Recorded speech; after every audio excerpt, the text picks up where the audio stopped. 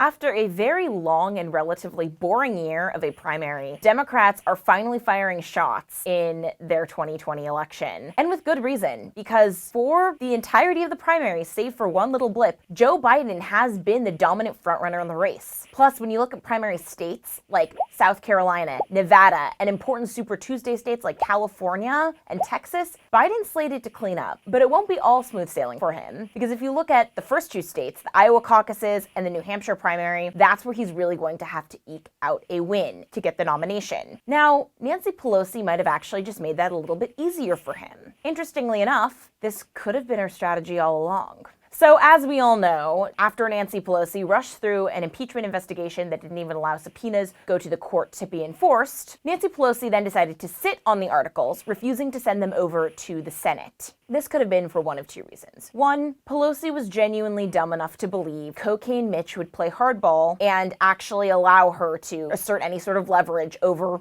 his trial. Option number two, and the only other really logical option here, is that Pelosi saw an advantage that extended outside of the, at this point, non-existent possibility of removing President Trump from office. With this impeachment trial being held within weeks of the Iowa caucuses, she's now forced all the senators who are running for president to be locked in the Senate chambers, phoneless, through Saturdays. This means that Amy Klobuchar, Elizabeth Warren, and Bernie Sanders cannot campaign unless if they can have 24-hour turnarounds going to Iowa and going to New Hampshire. This is it. This is where their numbers are. And this is very important for Joe Biden when you look at those numbers. Biden's managed to keep a mild but still narrow lead in Iowa. And in New Hampshire, it's essentially a four-way tie with Bernie leading a slight majority of those polls. But realistically, it's a dead heat right now. With Bernie and Warren stuck in the Senate, and to a lesser extent Klobuchar, that just leaves Biden and Buttigieg free to campaign and free to gain those extra votes. You see, if Bernie has a strong showing in Iowa and New Hampshire, this could be a very long primary. Could even lead to a contested convention where not one candidate secures the majority of the delegate votes. But if Biden manages to clean up Iowa,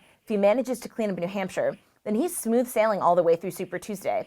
And this could wind up being an extremely short primary. And to take it one step further, if you just look how the Democrats are shaping the impeachment narrative, they aren't just making it about abuse of power anymore. Adam Schiff very clearly said that this was President Trump trying to cheat in the next election. Maybe it's just that the Democratic establishment always deemed Biden the nominee, and it's Pelosi who just made it so.